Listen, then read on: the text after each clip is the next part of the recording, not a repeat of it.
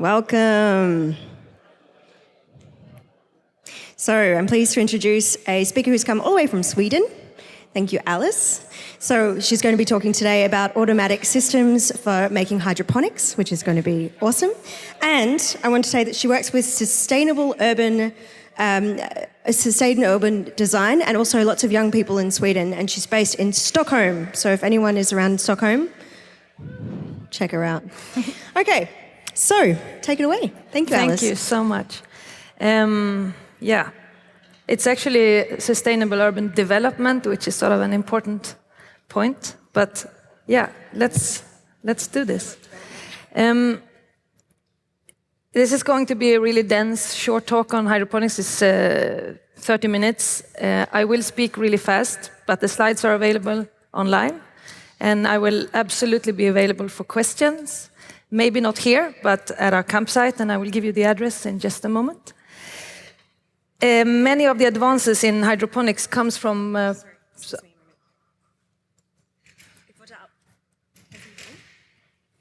wollte auch sagen, wenn man es auf Deutsch hören will, dann wir haben Julian und er übersetzt es heute auf den Decknummer 8012. So 8012, wenn man auf Deutsch hören will. Danke. Okay. A lot of the advances in hydroponics comes from pot growers, so keep this in mind when I talk about it. I grow vegetables myself, but just so you know. And if there is any problems with my presentation graphically, it's not only on me, because Keynote hates human beings, so you have to excuse me for that. Okay.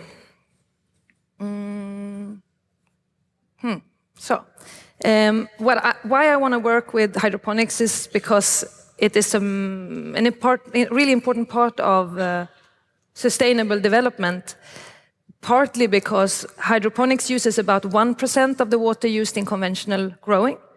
It does not have any need for sunlight, which makes it possible to grow it indoors in completely controlled environments.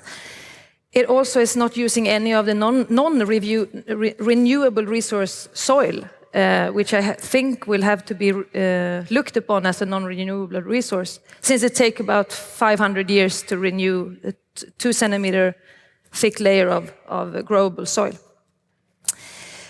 I also think it's important to help people to be able to grow food, to get an idea of how growing food works. And hydroponic systems are simple to set up, even if you're living in a small space and have a limited amount of money also.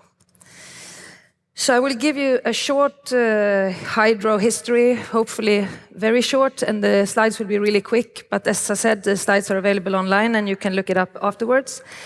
I will talk a lot about how plants grow in hydroponics, as well as normally it's the same thing basically. What measurements you need to know about if you want to build automated systems, what do you need to measure and what values and so on. And I will also show you pictures of some of the more common systems and tell you a little bit how they work.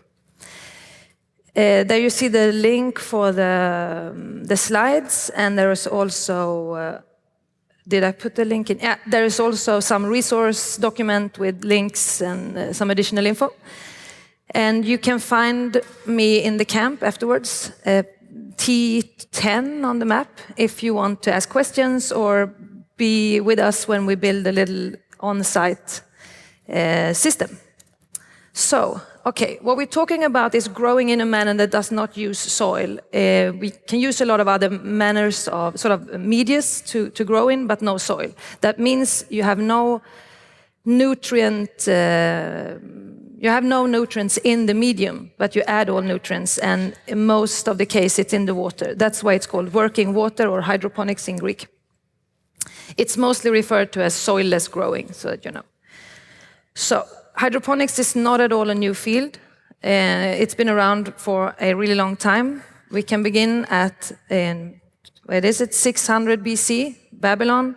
The Hanging Gardens of Babylon, probably hydroponic, we don't know for sure.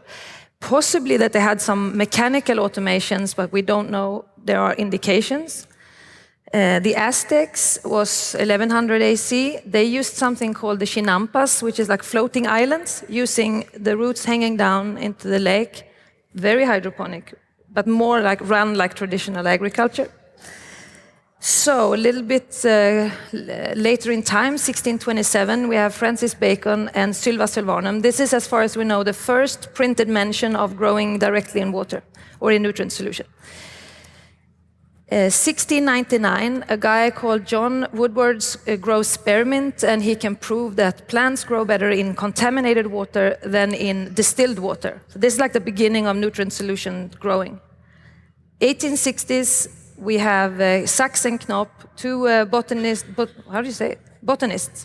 And they developed the first nutrient solution recipe, basically, and they had no focus on automation whatsoever, as far as I know.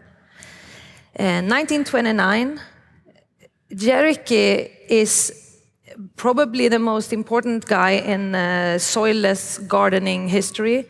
He got really discredited and ended his career in a bad way, but he's the guy. He doesn't get enough credit. Read his book, fantastic, but it's old. So, 1930s, Pan American Airlines wanted to fly from America to China. They needed to stop on the way. Wake Island became one of those stops to be able to give food to the personnel on the planes and first and foremost the passengers. They started growing hydroponically because Wake Island has no soil and no fresh water. So, automated, probably how much, I don't know. I have to read up on Wake Island project. So 1938, these two guys, what are they again? Let me see. Just a moment. Oh, this is not right. Oh, okay. Hoagland, he is known for the Hoagland solution. And him and his colleague were the ones that sort of was the reason why Jericke got discredited. Jericke didn't want to release his recipe as open source in the university because he was denied greenhouse time. So it ended up with the university assigning to Hoagland and Arnon, his colleague, to reshape the recipe, and they did. And they got all the credit. No focus on automations with these guys. In the 1960s, you can imagine what kind of growing culture was sort of interested in hydroponics by now. There is a guy called Alan Cooper, and he develops a technique called the nutrient film technique, and it's still one of the most popular techniques for hydroponics. I will show you how it sort of system looks like a little later. He was interested in automations. He used control of pumps and control of lights, as far as I know. I haven't read his publications fully. In 1982, the Disney World Eptok Center opened something called the Land Pavilion, where they have a future of horticulture part. And they have some hydroponics there, and they do a lot of development in automation of systems as well. For how long NASA has been doing their controlled environment support, life support systems, we don't know, probably for some time. Lately has been discussed, partly because they were eating hydroponic salad on the ISS. And it was a few days ago, if I got it correctly. And what they're trying to do is basically grow food where it's not possible to grow food, space station, and also colonization like Mars. And if we are lucky, I think by 10 tonight, we can watch the ISS having dinner, and if we're lucky, they're having hydroponics for dinner. We will see. 2009, a revolutionary thing happens. Britta Riley, a New York-based, I think she's an art student from the beginning. She releases a research and develop it yourself community called windowfarms.org. This is sort of at the beginning of a lot of home builders in hydroponics. The community is still active. This is the version 3.0. She released the community with her version 1.0. It's a really large community. It's a fantastic amount of solutions and people to talk to. It's a good place to start if you want to build your own system and look at automated systems in the future. There are not that many solutions in the community that solves the whole automation process like nutrients, water, pH, EC, and I will go into them later. But there are many that solves pieces of it. So it can be a really nice resource if you want to find facts on how to do it. And last but not least, in the aftermath of the tsunami earthquake thing in Japan, a guy called Shimamura took an old semiconductor factory and turned it into the world's largest indoor farm. And they grow only salad, and they produce about 10,000 heads of lettuce every day. And they are looking at a complete automated process, including looking for nutrient deficiencies in the plants by optical readings of the colors of the leaves. So they are like absolute front line of automated systems. I don't think they're open source though. But so this is the factory from the inside, I guess. Yeah. So we will quickly go over to how plants grow in hydroponics, and it does not differ from how plants grow generally. It's the exact same thing, but some parts are more important than in a regular system. It does not matter if it is, I was showing you the Mirai factory of salad, or if it is a tomato on your balcony. Some things are basically exactly the same. All plants need light, all plants need nutrients, and all plants need water, including oxygen. And if you provide these three, plants will grow. Plants love to grow. They always want to grow. So even if you're sloppy, they will probably grow, but you won't get an optimized yield or so on. But I usually say when I help people to come to the decision to build their own system that it's hard to optimize, but it's even harder to completely fail. So you should just start doing it and then develop slowly. We will start at the roots. The roots is in any hydroponic system extremely important. The roots is, even more important in a way than if you are growing in soil, because you can pay it more attention. So it becomes a bigger part of your involvement in your system. Most plants, with a few exceptions, their roots be sort of, how do you say it? They're divided into three parts. Where the lowest part drinks water, it does not like air. Actually, if it's exposed to air for too long time, it will suffocate. The middle part is, how do you say, a hybrid, and it can drink both water and air to get oxygen. And the top part is like you and me, it drowns in if you put it through in a water or too moist environment for too long time. But all parts of the roots need darkness. This is what you have to work with when you don't use soil to cover the roots. You have to cover the roots in some other way because they need darkness. Otherwise, they burn. And you also need to oxygen saturate your water, because all parts of the roots need oxygen as well as the leaves, because all parts of a plant exchange gases, CO2 for oxygen, oxygen for CO2 all the time.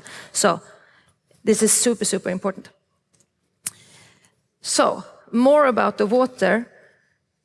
It's nothing strange about it, except that it's the absolute most important part in a hydroponic system.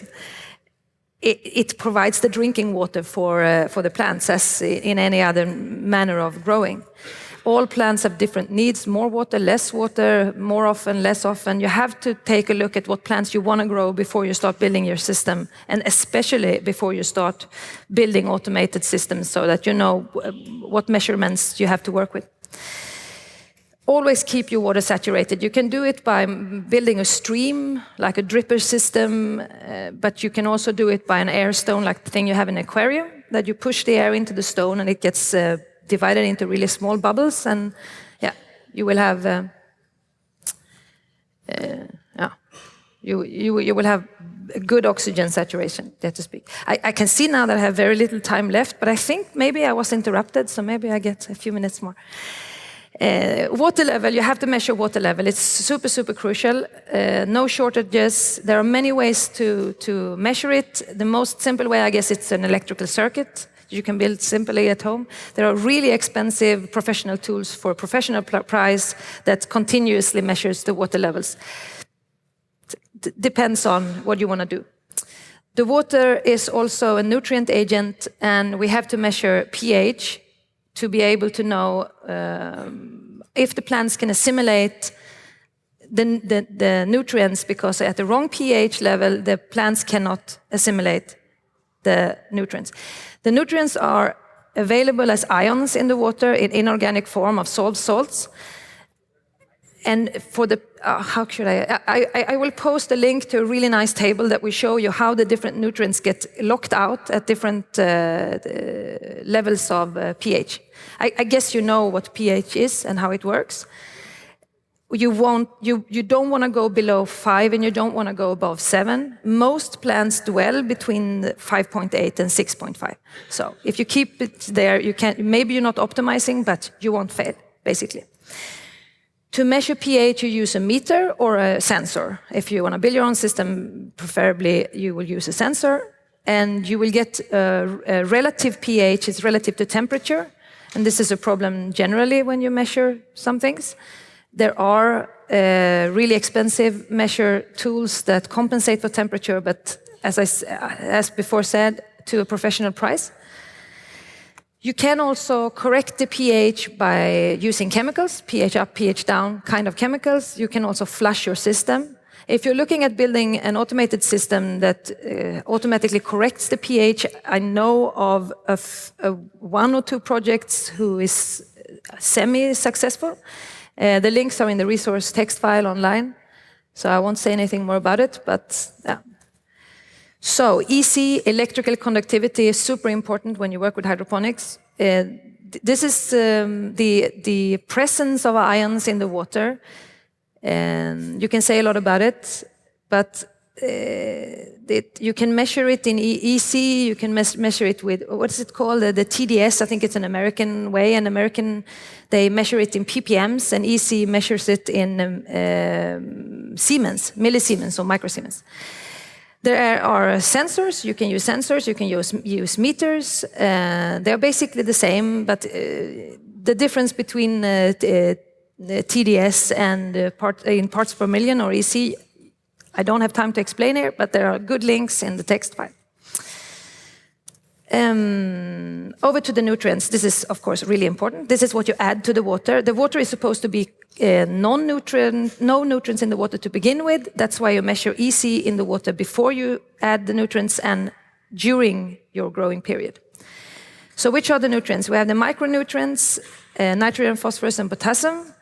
We have the secondary macro and the micronutrients. They are super important, all of them, but they are divided like this because of the amount that they are needed in the solution.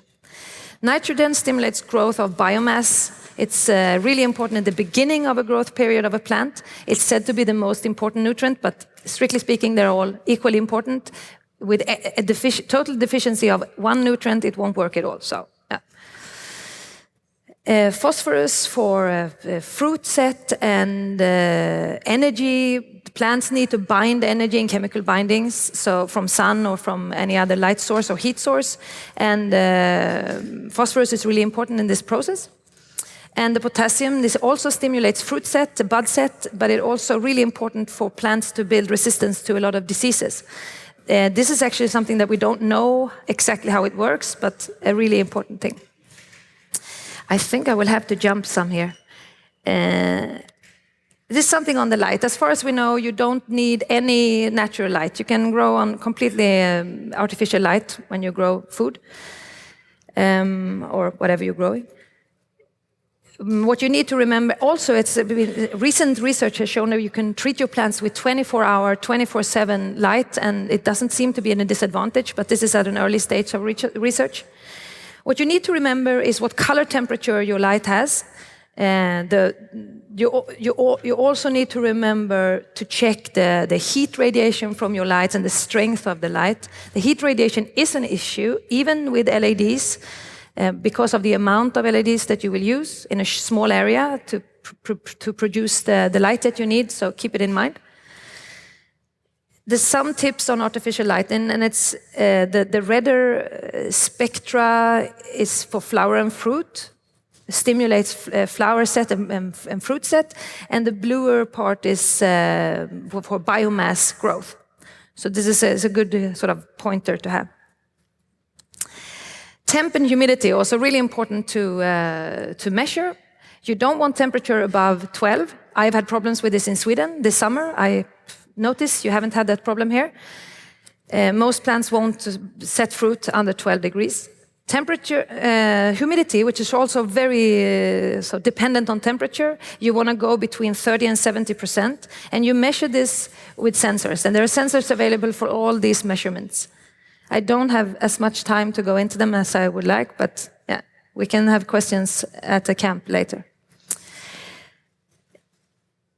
If you build a greenhouse for your plants or a sort of closed environment, you really, really have to look out for the heat and the humidity and what they do to each other. It's extremely important that you have an airflow, because both the leaves and the roots need to have oxygen to be able to exchange gases. So make sure that you have some airflow in your system, whatever you do. Oxygen, yeah. So what you have to think of, sort of what you should sort of take with you from here is like, where do you place it? What do you want to grow?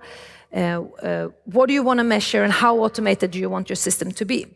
I will go really fast through a couple of systems. This is the NFT, the nutrient film technique. It's really popular. It's fantastic for home growing. It's small but serious growing. It's perfect for small but serious. It's easy to set up. It's kind of cheap. It takes a little space. It's simple to exchange the water without displacing your plants, which is a really good thing. It's very popular, but it has 2 pumps, makes it a bit noisier. If the pumps fail, your plants will die extremely quick, so it's sort of susceptible to problems. And the roots can clog the systems, so make sure to always check the roots. Ebb and flow, I will show you 2 pictures, up and down pump. It's easily maintained, same reason as NFT. Simple to flash, you can control basically anything around the nutrients very precisely, and also the water. As with any closed system, there is a problem with disease control, since all plants share the same water, and the water isn't flowing, but standing more still and just going up and down. So, aeroponics are really popular amongst pot growers and industrial-sized growing. It's very efficient. It's like making the absolute most of your hydroponics. It's more expensive to set up, and it's difficult to maintain. If the mist nozzles get clogged, you will have instant problems. Also, it's susceptible to some specific diseases because of the high moisture level in the air. I think salmonella is a problem, so yeah. Pros and cons. Fish, aquaponics, I mean, it's a lovely idea, but maybe if you want to farm your own vegetables, you don't want to have an aquarium or a fish farm as well, so it's like another thing. But it's popular, and it's being developed in several big universities around the world, so it could be fun to try. The deep water culture, this is one of my absolute favorite. I have one at home. I will build one in our camp later tonight, or maybe tomorrow. It takes like 1 or 2 hours to build yourself. It's really, really cheap, easy to take care of. This is absolutely something that I would like to recommend you to try as a first thing. And we have the dripper system, which was made really famous by Britta Riley and the Window Farm project. It's very simple. It's not the most efficient. It's kind of silent, and most of all, it's super, super cheap to set up, and also kind of easy to maintain when it comes to automation. The problem is that the water flow is difficult to see how much water is actually being taken up by the plants. Oh shit, the time. I have mentioned growing media. Here is some examples of what you can use. Basically anything that doesn't hold too much nutrients from the beginning. This is a list of parts you can use if you want to build your first dripper system. All this information is online, and you can come and talk to me at the camp, and I will tell you everything I know.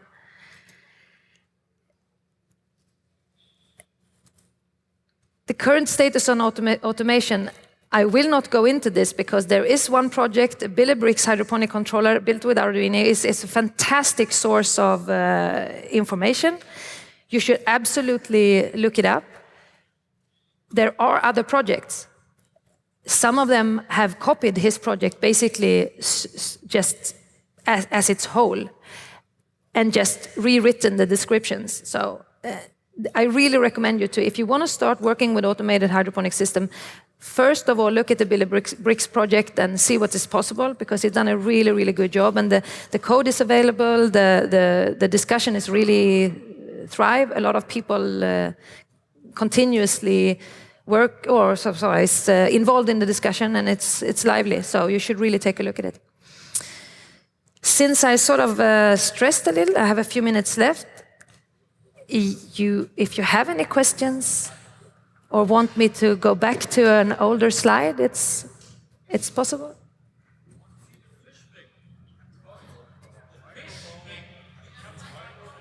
He was asking about the fish thing. It's called aquaponics, and I can give you a short explanation. The fish, you give the fish food, the fish poop in the water is pumped up to the plants. The plant make use of the nutrients, and they also clean the water, and the water goes back to the fish in a state where they can keep pooping in it. I saw something very interesting. So people make something called earth ships. So they take the water they use for showering, and then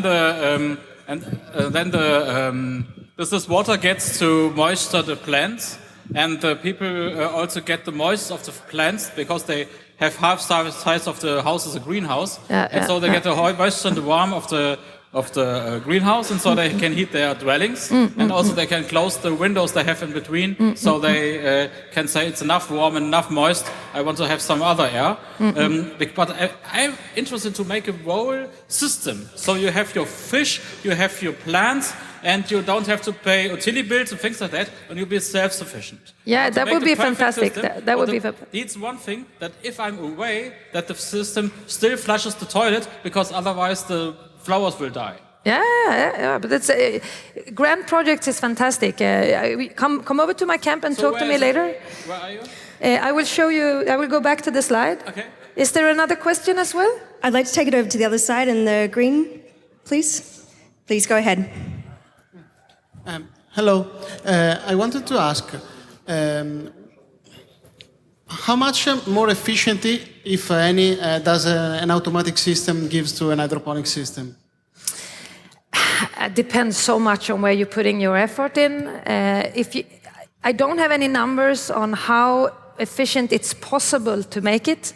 Quite some, I guess. What you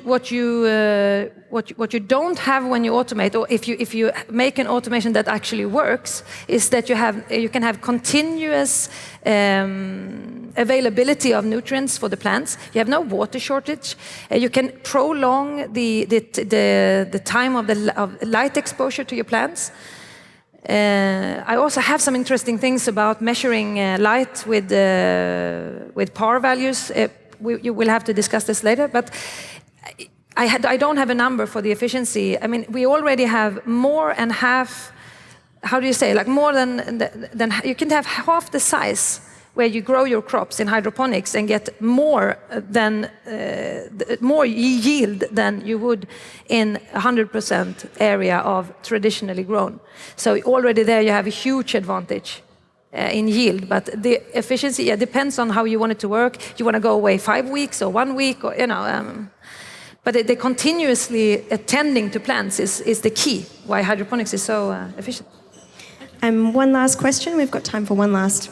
You mentioned that different plants have different requirements for the nutrients and so on. Is there something like a public catalog where I can look this up for different species and strains? I haven't found a collected catalog with this, but there is huge amount of info online. Unfortunately, as I said, a lot of it is directed at pot growing, but there are also other sources of information. But it's a good place to start, because they are really serious people when it comes to growing. So start there. But there are, of course, I mean, when it comes to all these measurements, of course, there is info. Of course. Thank you very much for your talk. Can you all please put your hands together? Thank you, Alice Bulukin.